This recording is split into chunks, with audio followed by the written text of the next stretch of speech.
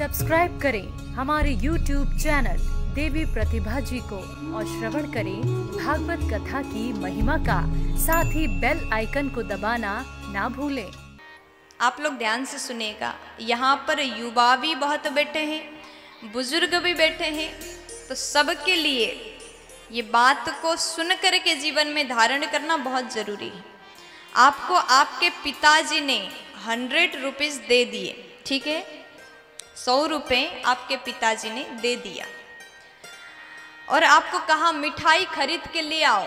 आप चले गए, जैसे मिठाई खरीदने गए थे, बीच में मेला देख लिया आपने, वहाँ पर क्या क्या होता है ना, नाटक दिखाया जाता है, वो आप देख लिए।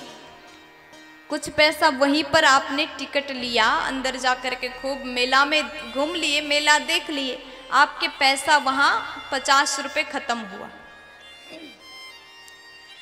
और थोड़ा आगे गए, आपने कुछ और नाटक देखा, वहाँ कुछ पैसा खत्म कर दिया।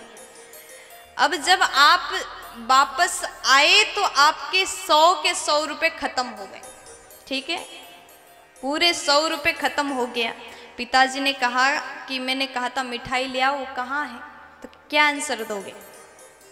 हाँ, क्या कहोगे?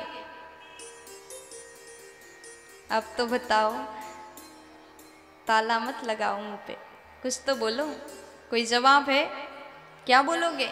कहोगे कि हम नाटक में फंस गए और वो 100 रुपये खत्म हो गया। उसी प्रकार भगवान पिता यानी भगवान ने हमें 100 रुपये दिए, वो 100 रुपये यानी 100 साल का उम्र।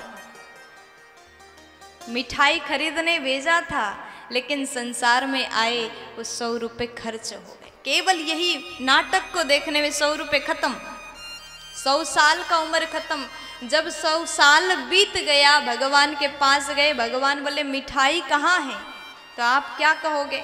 सर झुकाओगे, इसके अलावा कोई दूसरा ऑप्शन तो है नहीं। इसीलिए वो 100 साल में आपको मिठाई खरीदना, 100 रुपये का मिठाई यानी 100 साल में आपको भक्ति करना है, सत्कर्म को कमाना है, वही मिठाई है। बुरा कर्म करोगे तो वो तो एक सजा है।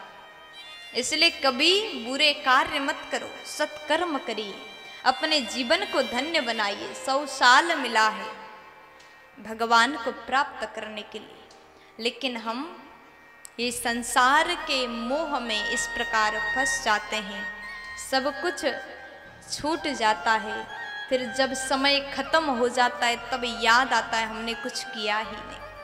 इसलिए बाद में पछताने से अच्छा है